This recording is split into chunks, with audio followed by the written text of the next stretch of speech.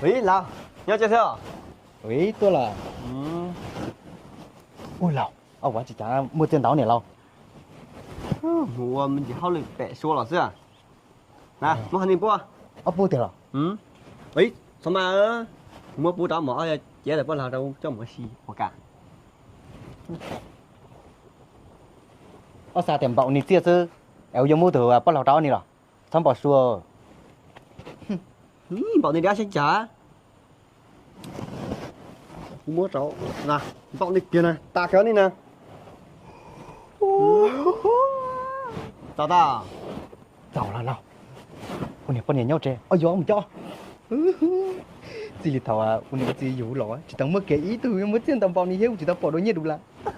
Dùng nhiều dùng bùa. Ít ló chỉ dân lì ở. Ôi một bọn này thì tao chia. Hóa bọn này tôi.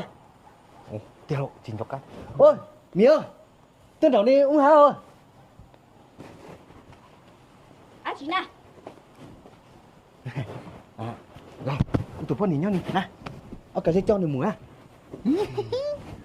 Mô. Ôi lão. Ôi mua thì mua nên gọi thì chọn thì là. Ông đó nên thật ta mua chả. Yêu. Chúa tụi khai xe. Thế tụi khai này á. Thế tự nhiên yêu nè. Ủa khai đáp bá thì à. Ủa dù nhiều dùng quá chứ. Nó chỉ dễ nè. Mà ủa thì là chặt chứ sai. Ê này lão. Lão, cái dây cho mùa. Nè, thăm mà. Ủa tới rồi nè. Mi đồ cái. Mi bắt từ sụp. Ôi chà, là mua nên gọi thì chọn qua đây sao? Ông đó cứ tao đấy tao trả mà lão.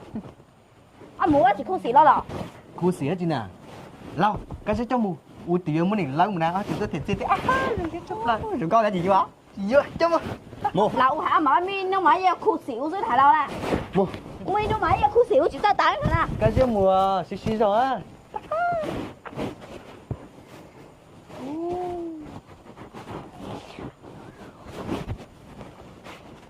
Lão vậy cho mua từ nào?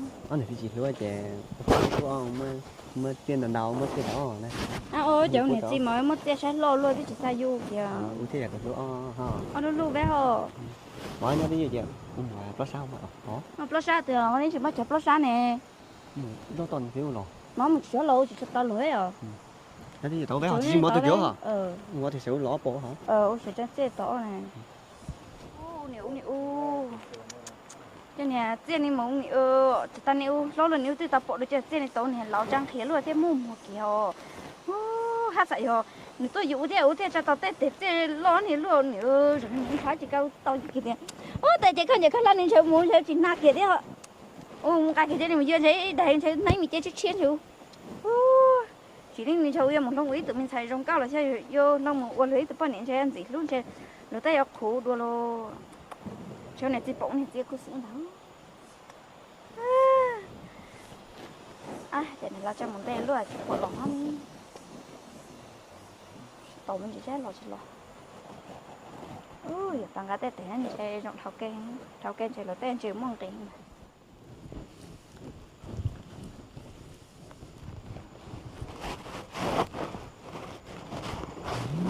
Nhiều cái học ba mà như tập cái tàu nữa.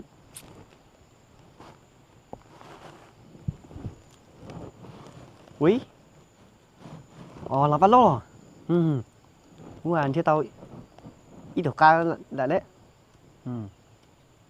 Cho cá tiền đen hả? Cho ăn con tiền tao ít lại cứ để lỏng chanh sao bởi à? Ít tỷ đô la nhá. Ok mình chỉ tôi cho.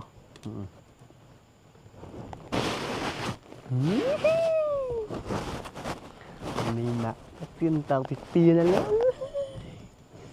Múa chậm một thứ lại.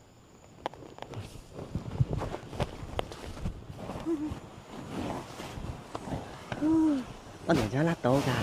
Chả muốn tên nè. Muốn là chồng mốc lá hơn muốn tên hả? Chị tên này xuống nó xuống chỗ này cũng chạy chuồn nát à. Đúng rồi. Ấy mua từ thế lộ. Mua chơi này.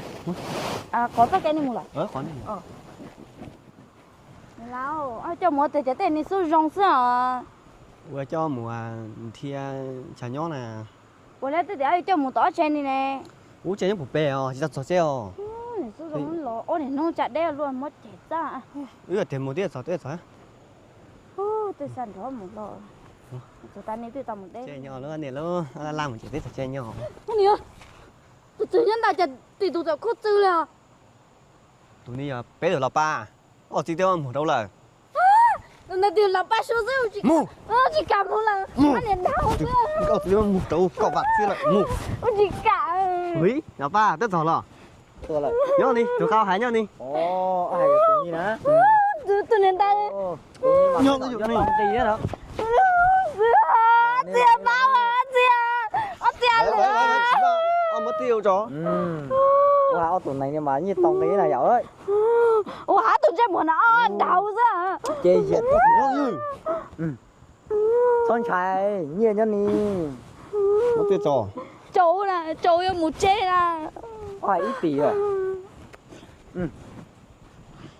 còn đi mấy nhiều tỷ lâu chi xíu là ít tiêu chỉ vô mua ít tỷ chi đi à đó chỉ vô ít tiêu chỉ vô mua ít tỷ chi ao vô chị cả mua luôn mày thế một chê lúc mày tới tàu mà cho kiểu ăn ha tiền bao nó thì mất thua đến đi hả ơi à ni mấy tỷ chi đi tụi lúc mày ni yo yo lo ô tỷ nhá ông muốn ăn kia có tao tao cha đi tôi đâu uống châu mất tổ chuyện tiếp một tàu cho yêu một chê à chơi lên chơi treo châu tao lao tao lại đó cho một